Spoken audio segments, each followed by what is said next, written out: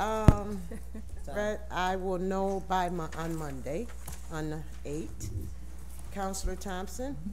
Thank you, Madam President. I have item 9. We have the fire chief here, just to,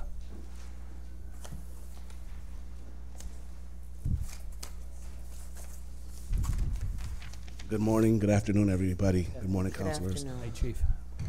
We're applying for a grant through FEMA, Assistance to Firefighters Grant. We're hopeful to buy a fire engine, and we would have to match it for 10%, which would, I think the apparatus we're looking to buy would be $751,000, so we would have to pay $75,000. And we're gonna also purchase a SCBA fill station for our tanks that we wear. So we're hoping to get this grant. Our engine apparatus fleet is dwindling down. We're trying to get more up-to-date apparatus for the future. So that's what this grant is for. Chief, could you send a list of from oldest to newest apparatus? Yes. Right now, our fleet consists of 15 engines. We have 9 frontline engines. We have 3 spare engines and 1 recall engine. The recall engine is used if there's a large fire like that was on North Salina Street and we need to call people in. They would staff that engine. 2 of our spare engines are decommissioned right now because they're so old and there's a lot of rust and stuff on them. So we're only using them for particular trainings. They can't be on the road. So we're looking to get some rigs with our capital improvement plan and with this grant coming up in the next year. So. And like I said before, I've talked to you guys about our apparatus in the past. Our maintenance division, they shop around. We're getting these apparatus, if we get them, at almost $200,000 if we just went out and bought an apparatus at regular price. So that's what I'm asking to get your approval. Do you get this grant? And I'll be coming back to you guys for the capital improvement plan to be able to buy 3 more engines in the future. So we have not been awarded this grant? Nope, I'm just asking you guys if it's okay for us to apply to it. And so this grant is up to $2 million. It's up to $2 million. I have Eric Yetman, he's a lieutenant, he's been working on the grant, and I'll let him explain why we're not going for the $2 million. So the grant awards are based on population, and based on the population for the city, we can apply for up to $2 million. The grant does different programs from training and equipment to vehicle apparatus. When I met with the chief and the command staff, they identified apparatus as our critical priority.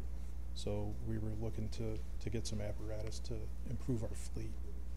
Is this grant, if you apply for this grant, can you go back? Can you only go once for the apparatus, or can you go back again for other things that you may need? Like, because we're writing it up as $2 million. So right. So I don't know why we're writing it up for $2 million. Up to. Yeah, up to $2 million. We're capped at $2 million. Before I got some direction from the command staff, the letter of intent, I guess, had to be into the council, and I figured I would maximize. You know, if we can get up to $2 million in other stuff, I would have applied for other stuff, but they want to do apparatus, and that's kind of where we're at. The way the program rules are, you can apply for a vehicle or you can apply for one of the other programs. We are applying, they have a micro grant option, so we're applying for the fill station for the SCBA bottles, and that's maxed at $50,000 on a micro grant. So if you do get the $2 million, do we have the 10% match in that capital fund to cover the 10%? Our total application's not going to come to the $2 million. It'll be. It's not, definitely not. It'll be about 820,000 total. And my understanding is we do have the funds. Yes, I've talked to the director of our budget, and she's on board with us being able to use the capital improvement plan to pay that 10%. So the apparatus is going to be, like I said, well over $700,000. We'd only have to come out of our pocket with $70,000, a little bit above that. So we're not going to ever be able to buy apparatus that cheap.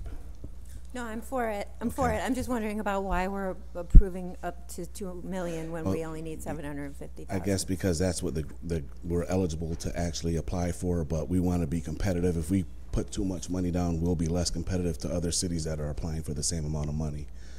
So we've been getting recommendations from other people that write the grants and oversee some of these grants that have got approved in the past, and we're just taking those recommendations to try to put us in the best position to get awarded. They asked you to be more specific in what you want instead of being grandiose and say, we want the whole pie. Yes, yep, exactly. That way you get looked at more Yes, frequently. sir. Yeah.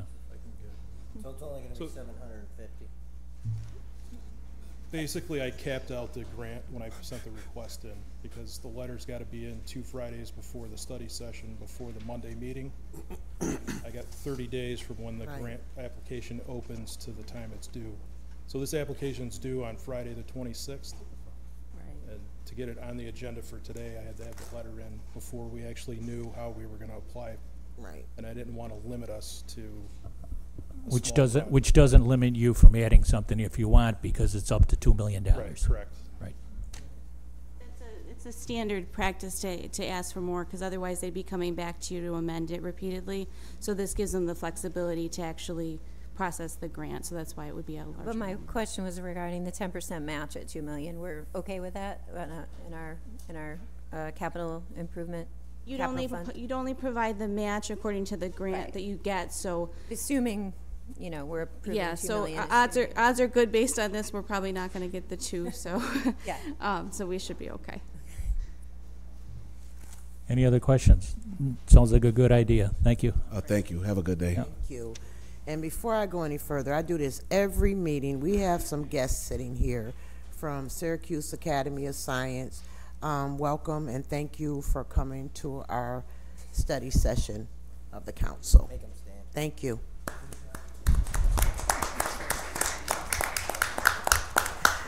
All righty, Councilor Rudd. All right, I have item 10. It's the sale of tax liens associated with the Hotel Syracuse, and I propose that we discuss this in executive session at the end of this session. That'd be fine. Did you want to say anything out other than that in relation to that? Okay. Litigation. No. Just the settlement. Right. I know, but I've already talked about it, and no? Well, All right, would you like to introduce the item or describe what it is? Councilors Dave DeVecchio, Commissioner of Finance. This particular item relates to the Hotel Syracuse eminent domain proceeding. This is one of the final steps required in the process. Could you explain that final step to me, maybe? I believe as the counselor requested, I think executive session, unless Nora has any item she can add. Again, it's litigation. Okay.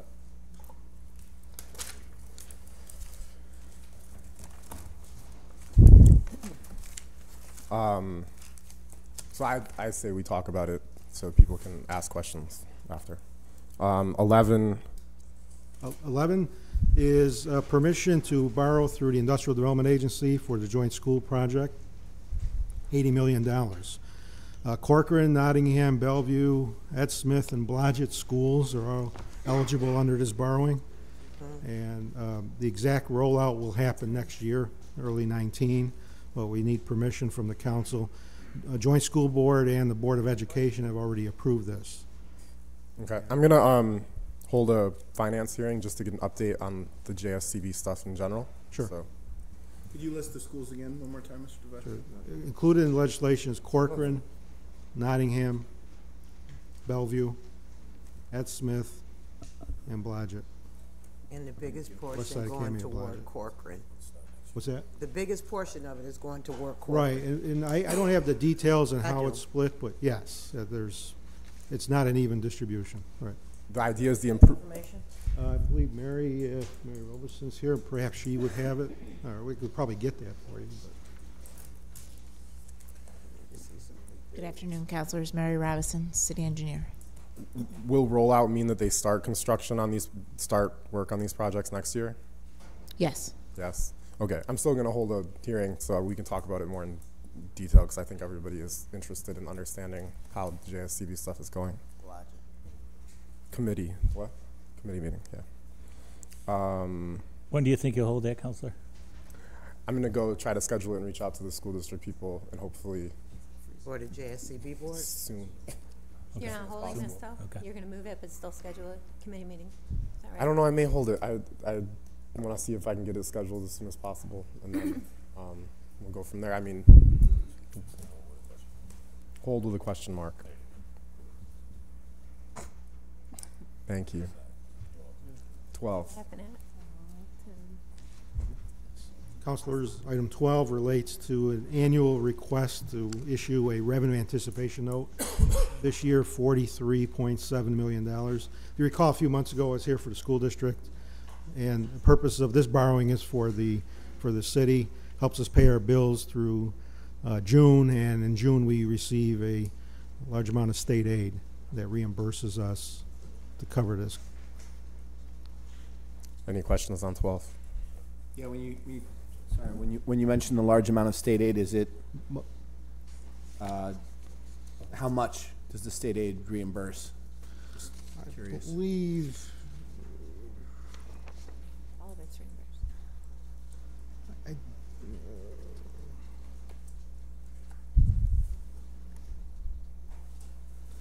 I believe we're projecting $61 million. 61 Come in million? June of 19. Right. Okay. And that would cover this borrowing of 40. So you're asking for the 43, you expect Right. 61 later down the road that would Right. reimburse all this? Based on our money. projections, we don't need to borrow the 61 million. Okay. Right. So it's basically all just managing the cash flow that we spend at times when we don't have the money. The aid comes in, it reimburses our borrowing. Right. Gotcha, thank you. Okay, sure. Dave What are they gonna tell Clifford. themselves? 13. It's just, there's so many flaws. Good afternoon, councilors. I'm David Clifford, Commissioner of Assessment. This is a request to hire an appraiser to appraise the Senior Citizen Housing Complex known as Eastwood Heights. Okay. 14. Actually, mind if I don't have any questions on that, but go ahead, Joe. Yeah, I was just curious, so, any particular reason why the assessment is happening now, or? The appraisal? The appraisal, I meant, yeah. Well, the property, as I understand it, is in need of some work. The city owns the property, but it's managed by the Housing Authority. And in order to leverage certain monies, I think that the Housing Authority wants to take ownership of the property, but in order to possibly sell it, we'd need to know how much it's worth. Great. Thank you. Thank you. 14. Yeah. You okay? I'm okay with it. Does anybody have any questions on 14? I guess I do. So the 30 grand, how much of that do you anticipate using? It depends. It's basically, it's any 50H examinations, anything depositions that we need a court reporter for. So they've estimated that that's the amount that we would need, but obviously if there's a heavier load, then we might have to come for an increase. What have we used the last couple? Do you have that? I do not know. I'm just here as law's representative. I know the basics of what they do, but So you I was can just you wondering get what those they numbers? fill I those can for. ask Jen for those numbers, yes. Is that it? 15. Any questions on the print services? Okay. That's all I have. Thank you. Councilor Green. Thank you, Madam President. 16, Corey, if you could come up. This was discussed yesterday at the committee meeting, but I think there's some further questions on this. Hello, I'm Corey Dunham, Director of Operations. You want me to answer the questions right now? Oh, somebody have questions? I do, actually. Okay. All right, so we talked a little bit about this yesterday, about a question of whether other cities do it and how effective it is. Mm-hmm. Do you have any hard information of what other cities have on the books now and how effective it actually is? Because at this point, correct me if I'm wrong, we're not collecting anything from anybody. I mean, or if we are, it's very, very little. Well, we went from 0 to 30, so I feel like that's, you know, I mean, it's something. I mean, I think we really got hurt by the misinformation that was spread that you no longer needed a license. But yeah, looking into what other municipalities do and their effectiveness is something that I can get, you know, over the next day or two. Yeah, I guess I get the need and completely am on board with the penalties Sure. that come along with the lack of it. I just sort of question how effective this really is, other than just simply what we currently do is complaint driven. Is, you know, the neighbor across the street had their plow driver plowed onto my yard and here's a license plate number. Mm-hmm. So I mean, the amount of the fee and what we're doing, I just still, I guess I have some concerns. Okay. And I'm curious about what other municipalities. Yeah, that would be helpful information. Thank you. Okay, sure. Yeah, I'd just like to reiterate some of the things we talked about. Sure. I don't really feel that requiring a license for snow plow remover contractors in the city of Syracuse is going to necessarily benefit anyone. Mm-hmm. I think that it may actually cause the price of plowing to go up for Mm-hmm. some of my constituents have already contacted me about it. I don't see any benefit to the taxpayers or really to the city in other than collecting, you know, some fees and fines, to actually having licensed plow drivers, independent contractors. So I really don't feel like this is, we already have a law that states that you're not supposed to illegally dump the snow. And finding a better way to enforce that on anyone who's plowing, incorporated or unincorporated plow drivers, I think would be a better project for us to take on than trying to license snow removal contractors. I just don't, I feel like we're penalizing small businesses a little bit, and for what it's worth, and not that it's counter to any of the points that you make, because I certainly understand them. The law has been on the books from this, I believe, 1971, that we required snowplow operators to license. Now, whether or not we should revisit that, certainly, I just don't want to take credit for. I'm solely, you know, the administration suddenly wants to license snowplow operators. It's been a rule that's on the books, and the fee has been $250 since, I believe, 2016. So. I can appreciate that. Your yeah. your actual goal was to make you know, a fleet more Sure. reasonable to do business Right. in the city of Syracuse, but then increasing the fine and penalizing companies for not getting the license is Right. It's going to be difficult, because you know that there are going to be a large number of people plowing snow in the city of Syracuse who are not incorporated, and who are maybe only have one truck, Right. and that are small businesses. And I just I would just like to state, I don't think we need Yeah. licenses. I mean, and I think it's mainly that for any ordinance or any license, the fine for not getting it can't be lower than the cost to actually get the license, or else there's absolutely no incentive I for think people what you to did get the is correct. license. I Yeah. think what your effort was correct. I think that the fine should be more than the license, Sure. absolutely. And I think that lowering the cost for fleets is correct. But I guess my point is, I don't think we should have licenses at all. Okay. Yeah, So I think everyone is applauding the administration for their willingness to open up Pandora's box of all issues that are scofflaws that have been ignored in the past, not addressed. It's just when things like this come to light and we realize that, you know, very limited people that are actually doing the work in the city are actually following the ordinance, it sort of brings the question, do we need the actual license fee, or should we beef up the penalty? So.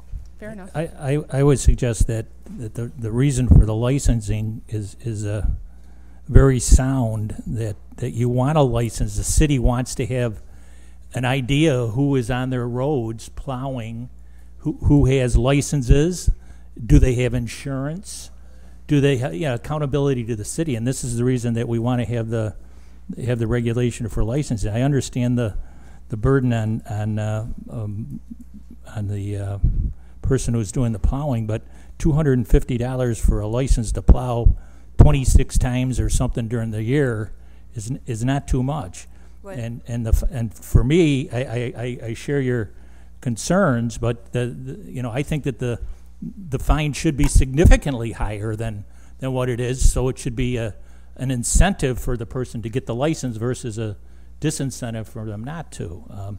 But if we don't license, this is similar with the taxis. If we don't have the police department, if we don't have somebody overseeing the licensing prospects, then people can come and go in vehicles that are not inspected. They can come and go in vehicles that aren't registered. They can come and go with have operators that don't have a license for the rig that they're plowing with. There's just lots of things that And I can don't go wrong. want to speak for SPD certainly, but it's my understanding that although we issued a dozen tickets last year for, failure to have a license, or there were many more just conversations between the SPD and the drivers to say, do you know you need to get a license? Go down and get a license, so that it's not as if we got really ticket happy and issued an exorbitant amount of tickets to people. I think a lot of it is an educational opportunity, and say, did you know you need a license? Go down and get a license. You'll learn more about the ordinances. So like with any ticket, there is some discretion. But just to clarify to Steve's point, it's already illegal to drive an unregistered and unlicensed vehicle in the city of Syracuse, whether you're plowing or not. That's already a law.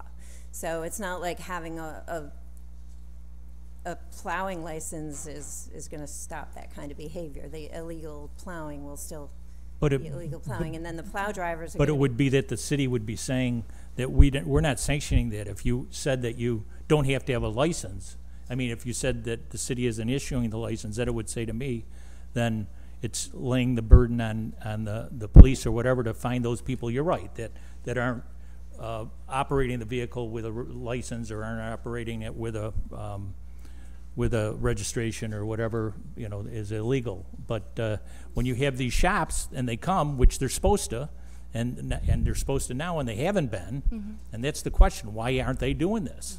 I guess that's really the thing. Why isn't this Why aren't they being coming done? down to get a license? Yeah. I mean, and there were. It's my understanding that there were more than just 1 year of misinformation about whether or not we were still issuing license. That's from the information that I got both from city staff last year and from the operators, that for whatever reason there was misinformation out there for at least 2 or 3 years that said the city no longer required a license, and so nobody came down to go get one until we started talking about it publicly. But if the purpose of the license is to simply keep plow drivers from participating in activities that are already illegal and enforceable by the police department, and have the detection of unlicensed plow drivers, again, detectable by the police department, it's redundant, in my opinion. Okay. Can I just ask a question? I know we talked about this at the committee meeting, but now I'm thinking, what about and I'm talking about the fee now, the $250. So we know we have people that have fleets, and it's $250 and $50 per after. What about the one truck that the guy has made into a business, the one truck? So the fee for the one truck would still be $250? Yes. If it's just me and I have my pickup truck and I plow 10 people's driveways, But only if you're incorporated. well, I mean, that's my understanding. Otherwise, you can operate under the table and not get a Right, and that's where I'm going back. Okay, so I'm not incorporated, but I have a snow plowing business that I go out with my one pickup truck and I plow the snow, but I have to pay that $250 fee. And I'm going to go back a little bit to Councilor Boyle's point when she's talking about the constituents are just going to get hit with the higher fee. So it's not a higher fee. Just, well, I'm saying just to she's clear saying up that that hypothetically they're going to pass the cost on, hypothetically. My thing is this: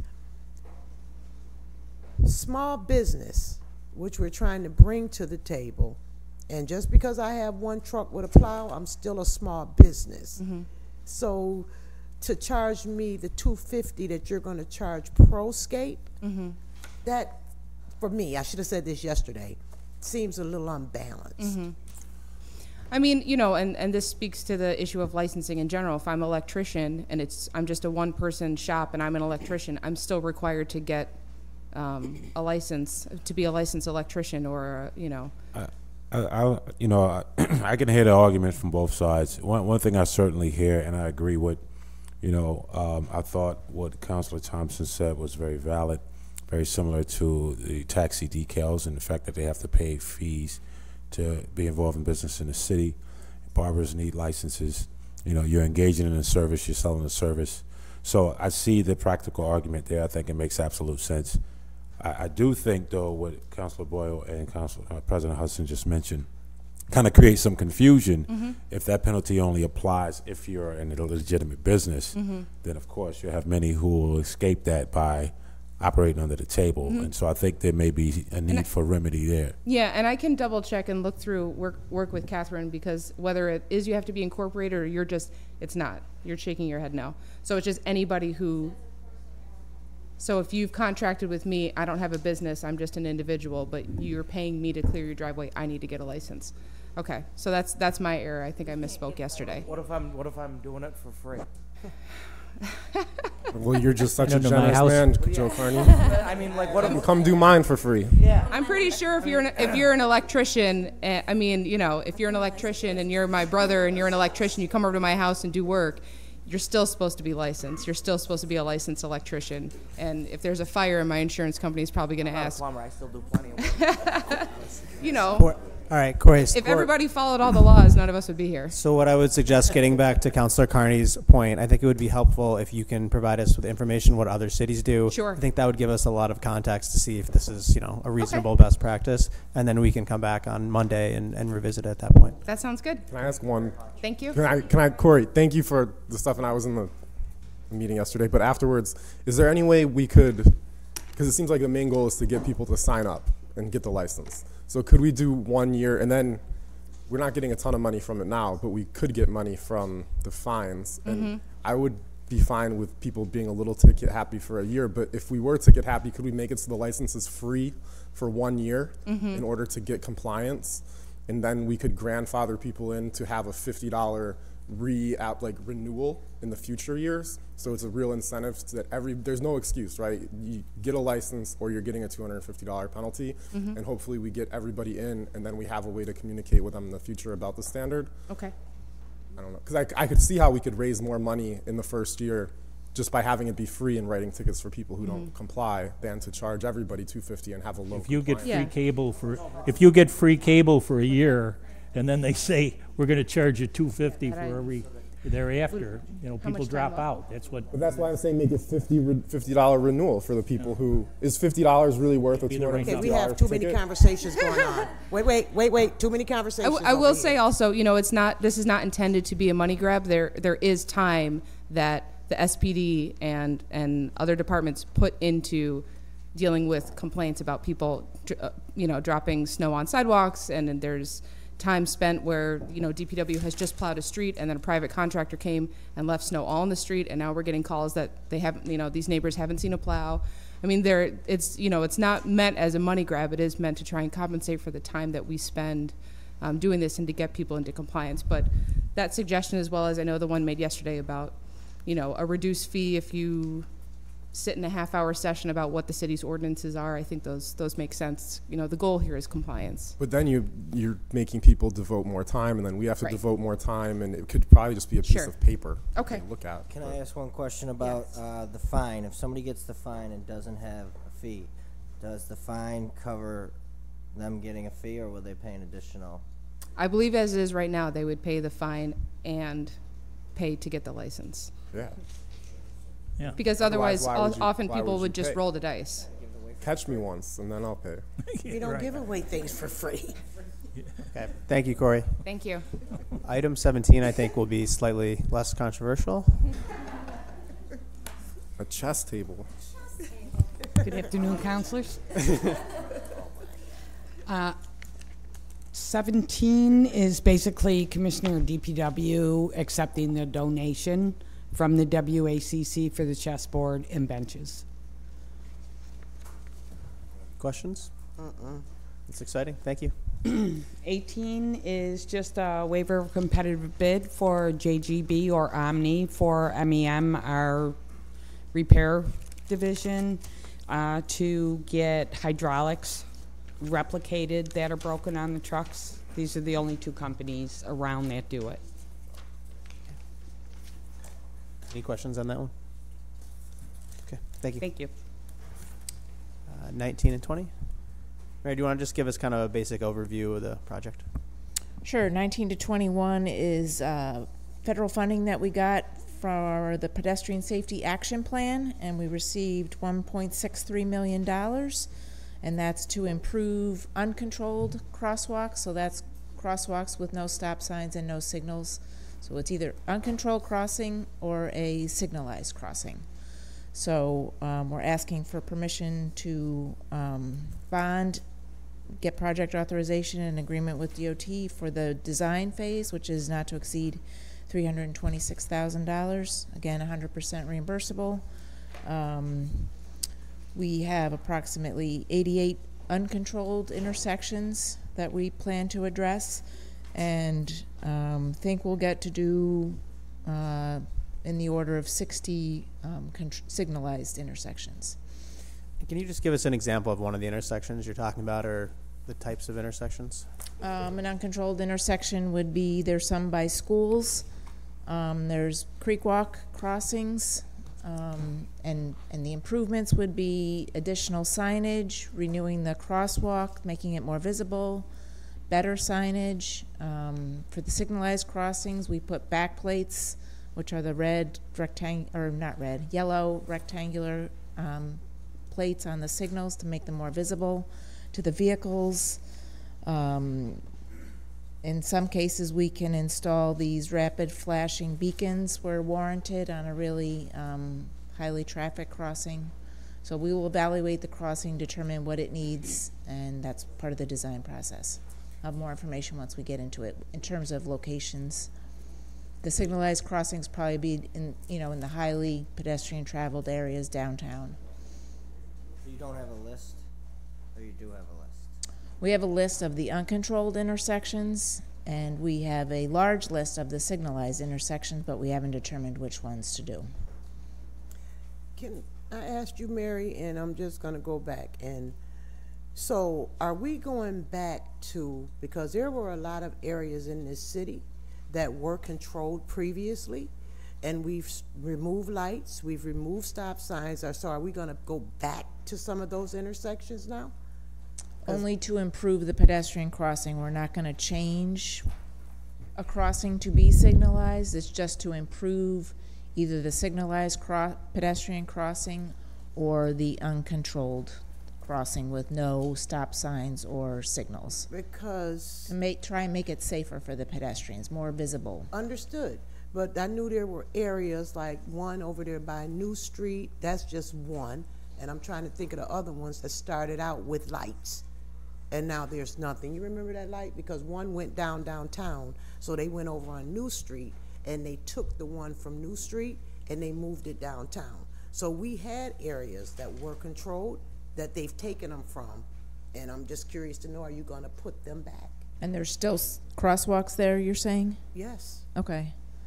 Well, we've been looking at, if you know of any unsignalized, uncontrolled crossings with no stop signs, no signals, let me know. Send me an email. And since you're standing We've here, been going all around, Google Maps and. Sure. But I just want to know. We'll consider it any crossing that meets the parameter, the signals or nothing, and determine if it can be improved. And I just want to tell you this, I think you're a phenomenal engineer, right? Engineer, and I am not one. So I'm just going to give a full disclaimer. But I'm still trying to understand the Onondaga Street light. Onondaga and Geddes. I'm still trying to understand that one. Okay, in terms of why we put the signal up? It went from a flashing both ways to a solid on a hill. It's like you have to stop in the middle of the hill. So we're involved in this project with DPW. We're installing the signals, but because it's Geddes Street's on a pretty steep hill, we're concerned about vehicles stopping on the steep hill during the winter time. So that's why we are, come November, I believe it's November 1st, we're going to make it a flashing signal. So it will be red on a stop sign, red flashing on Onondaga where it's flat, and Geddes will be a yellow flashing. But wasn't that the way it was anyway? That's the way it was before, yes. But during the better weather months, it's deemed to be, the signal is warranted. But because of the hill on Geddes Street, we're worried about people sliding, being able to get up the hill after they've stopped. So did they do I'm sure they Study? did an engineering study. Did they do a traffic accident study on this? I believe they did. That would be a question for, What's the end date, November 1st to what, when it goes back to I believe it's November to April 1st. April 1st? Considering the weather. Yes, I mean, it would be somewhat weather dependent. I know. So before Rich gets up there and talks about this, can we get a list of those intersections for 19 and 20? And when do you think you'll have the final list? Because obviously, I'll be advocating on behalf of the 2nd District and would be interested in seeing what is getting done.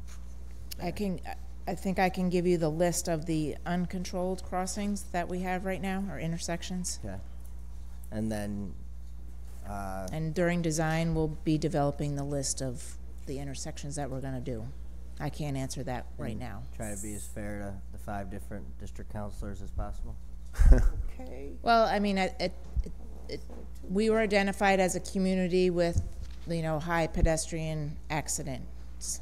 That's why we got this money. So we're supposed to use it to make the pedestrian crossings safer for the public. So we don't have enough money to do all the crossings. The signalized crossings, I think we have 300 signalized crossings total, approximately, and we think we only have enough money to do approximately 60 of those. So, Is that 60 in total, Mary, between the uncontrolled no, and that's the the signage? signalized crossings. 60 for the Yep, signalized, and how many for the approximately. uncontrolled? Yep, it depends upon what we do at each crossing. We're gonna take the money as far as it will go, but the idea is to try and make a safer crossing for the most pedestrians. And what type, if you don't mind me asking, what type of measures would that involve? Like, how do you make a signed crossing more safe? A signalized crossing more safe? Yeah, either that or the uncontrolled. Like, what measures? The uncontrolled is, making the crossing more visible, improve signage. There's new standards for crossings, colors, so we're gonna update the signage, increase the signage, renew the crossing. For the signalized, it's a little bit more things you can do. You can put more, these back plates that I described around the signals. You can possibly add, the countdown timers and stuff like that, ped crossings, timers. Each crossing would be a little bit different. And then these rapid, the beacons that flash where warranted. So are the locations chosen going to be driven by some sort of pedestrian comprehensive plan, or how are they? It's going to be driven by you, Chad Ryan. Where do you want them? That's what I'm trying to get done, yeah. But she said she was sending the list, so I think once we get the list of it, we should be able to tell in our areas what. Well, they won't we're have the looking second part of the list. And that's just, I'm wondering what they're going to use to decide of those 300. How they're gonna which rank order 'em. 60 they're going to go with, If there's some sort of master plan, or if there's some sort of study that's already done, or if they're doing one, or what the plan is. Legitimate question. Right. Our plan, was to focus on downtown and, near university area and schools, because that's where we have a lot of pedestrians. And quick question for you, and then I'm not gonna keep belaboring this. Are we looking at Geddes Street? Yes. Oh, thank you. Because the way I- that traffic, and there's nobody, it's not being enforced, they cut them lanes, it's gonna be, I go through there every day. There's also SMTC is currently doing a study on Geddes Street and West Fayette Street. I just came from that Because meeting. Paul Mercurio came in and just sliced it. There's an accident at West and Fayette every other day, Dogs lie. Yeah. I would say. I only go by it about 8 times a day, so. So that's an active SMTC study going on, Councilor Hudson. Just started. Okay. You mentioned the countdown timers, and I would actually say that's one of the good things about the Onondaga Geddes project is when it changes to yellow, it's synced, so it's like 10, 9, 8, 7, 6, 5, 4, 3, 2, 1, and then when it goes to 1, it changes to yellow and it changes to red. But that doesn't seem to be the case at all lights. Like, I know the light at Midland and Brighton drives me nuts because it's like 10, 9, 8, 7, 6, 5, 4, 3, 2, 1, and then it's like 10 more seconds before it changes yellow. Do we have an actual policy on That's DPW. like what's supposed to happen at street lights with countdown timers and how they relate to when the light actually changes? Yes, I believe so, although I'm not an expert on that. That's DPW. Who is it at DPW? Jim French. Yep, and he's Jim in French. traffic control, and then they synchronize, and you've been going and getting them synchronized. Yeah, for a couple or Mike. years now. Can I just say one thing about this light? I understand why it's there, and I hope that it reduces accidents on that corner, and I appreciate that the effort was put in. I think it's a dangerous place for kids to cross, and I understand why it's there. But every single day, I field complaints about that light. Every single day, mainly because no one north of the light had any idea that it was happening, including myself. I didn't know about it until it went in, and yes, as early as yesterday, I still am answering complaints and questions about the lights. So just going forward, I understand that Chad was aware of it, and south of the light. North of the light. I'm turned around. North of the light, it seems like people were aware that it was coming in, but south of the light, it was a complete surprise, and I was completely unaware. I never received an email or any correspondence that it was happening, yet I am the person who gets all of the issues and complaints about it. So going forward, you know, communication, I don't know what the protocol is for something like that, but communication really could be better. Yep. I apologize. We'll try and do better at that. The public as well. Like I said, I'm still getting calls about it daily, and people still don't understand what the winter situation, even though I know there's a sign and I know that effort has been made at whatever you can do to continue to try to get that message across. I would appreciate it. Sure. Okay. Thanks. Part of my daily life. 22? 22. Okay. 22 is a revocable permission for TBC Albany, otherwise known as First Light Fiber. They just want to install 2-inch conduit at North State, Catawba, and Spencer Street intersection, 86 feet. So this is just our standard terms and conditions for revocable permission, and a annual fee at the current rate of $64.50. Questions on that? Okay. Thank you. Yes. Thank you. Could I? Yep. Yeah, I'm just sorry. I just want to get a little more. So this is this connected with that other? This fiber optic conduit. What is? I'm still just a little confused as to I believe they're. What is it? We don't have a franchise agreement with them. I'm not really familiar with them, so I haven't come to you before unless they've changed names, which they do frequently. So, and I didn't research if they used to be called something else. But I believe they're just tying conduit from a manhole to a pole. Oh, okay. So it's just a short run. Just a short through run. that intersection. Okay. 1 2-inch conduit. Thank you. Thank you. 23.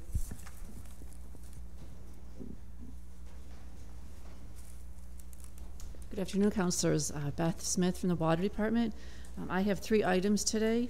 Item 23, there are 2 aspects to this request. The first being requesting the amount not to exceed be increased from $700,000 to $900,000, and then the second aspect is to take advantage of the last of the 2-year renewals with GHD. There are general consulting engineers. The reason for the request for the not to exceed increase is we've had extenuating circumstances this past year with the Morningside roofing collapse, I'm sure you're aware of. And also we've had a pump station, Brighton Ave pump station, have some equipment failure. So we need to have GHD design a new pump station. And we've also been fortunate enough to receive numerous grants through EFC or Department of Health, which also require engineering design and services.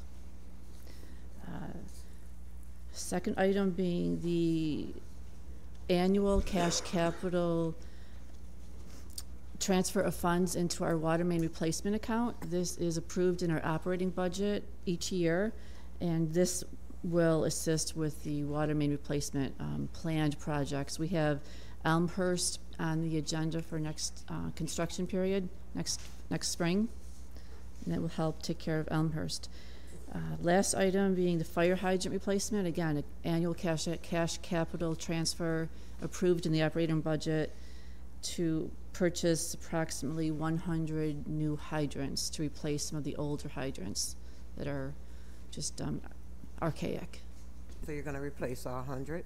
Absolutely. When you touched upon the Morningside repairs, can you just give us a general update on where that stands? Sure. Within a month or two, a request for a proposal will be sent out for the demolition of the roofing of the center tank that collapsed. GHD did do a preliminary failure assessment, and the snow and ice, with the uneven distribution of the snow and ice, was the cause of that. So the demolition will take place this fall. Next spring, an RFP will go out for the replacement of the cover of that center tank, and that money, that will be approximately $3 million. So we will need to include that in our capital budget by the end of the year. So the replacement alone of the cover is approximately $3 million. So hopefully by next summer the work will begin, and all 3 tanks will become online again, going online. So can I ask the question, and again, I'm gonna full disclaimer, I'm not an engineer, I don't know all of this stuff. Either. But you said the uneven snow, ice, or whatever.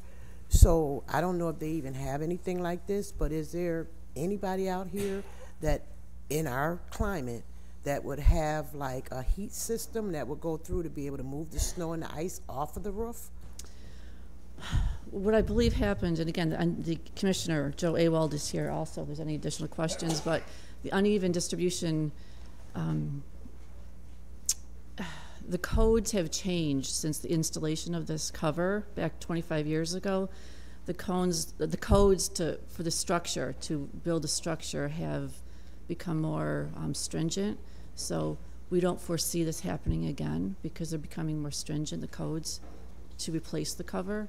Again, Joe might be able to explain that a little. Yeah, so better. in 2005, the building code changed for the dome structure of the reservoir. These were built prior to that, so this new code takes into account some uneven loading that was previously not taken into account. And these domes are typically built out of aluminum, so 99% of the time the snow sheds off the roof, but due to that warm cold effect we had in the spring, it kind of built up on the eastern side, which created that uneven loading where it collapsed. Well, you just put heat, just like we're going to do our sidewalks. There is some companies out there that do heat taping around the outside. I mean, that's something we can look at through our design process. So we can take that into consideration. That's my point. Can we look at something that would be able to keep it from settling on there? Yeah, because it ended up settling along the edges where, in the morning it would start melting the snow, and as the sun, went through the day, it got colder in the late afternoon and froze on the sides. Okay. We had some ice build up, probably almost 2 feet on the eastern side. Okay. So. Thank you. Yep. Any other questions on this? Okay, thank you very much. Thank you, Madam President. Thank you. Councilor Ryan. Thank you, Madam President. I have item 26. I appreciate John clarifying, just being thorough and figuring out when the best time for this to go through forward. So thank you, John. I'm going to move that forward. Thank you. Councilor Boyle. Thank you, Madam President. I have item number 27. Bob's going to give us an update on what it's about. Yes, first of all, I need to make a correction on the, it is not, the amount is not an annual amount, it's for the 4 years. Okay, the overall amount, but it's an accounting requirement for our post-employment benefits, which are, in essence, our health care plan for retirees. So what is the annual amount? Well, it's that divided by 4, so I didn't do the math, but 12. How quick are you? So not to exceed 58.6 divided by 4. Anybody got? I'll take my shoe off and start to count for it. 17,000. Okay. So it'll be like 17,000-ish with 2 one-year renewal options. Yes. Better. All right, I'll call that ready. Thank you. Thank you. Counselor Allen. Thank you. I have items 28 through 33. 28, 29, and 30 were all items that were held recently. Holding. Hold 28. Holding 29. Okay, so we'll still hold these 28, 29, and 30. And 31, 32, and 33 are all new.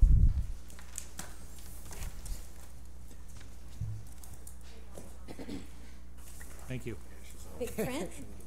I hope it's acceptable. Good afternoon. My name is Stephanie Pasquale. I'm the Commissioner for Neighborhood and Business Development. Are there any questions? Wow. Not yet.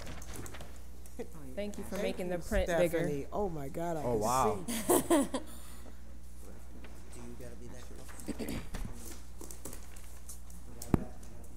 see. There are two new properties on your agenda, items 32 and 33. They're both vacant lots on Lodi Street that have a collapsing retaining wall that's affecting the Hope Print Community Garden.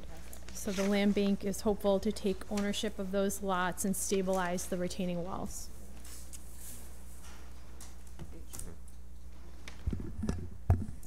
Stephanie, I was told that payments were going to be made on 29. Do you know if you've seen anything on that yet? Not to my knowledge, but I'll check again today. I know that effort's being made to Sure. make payments on that, so we're going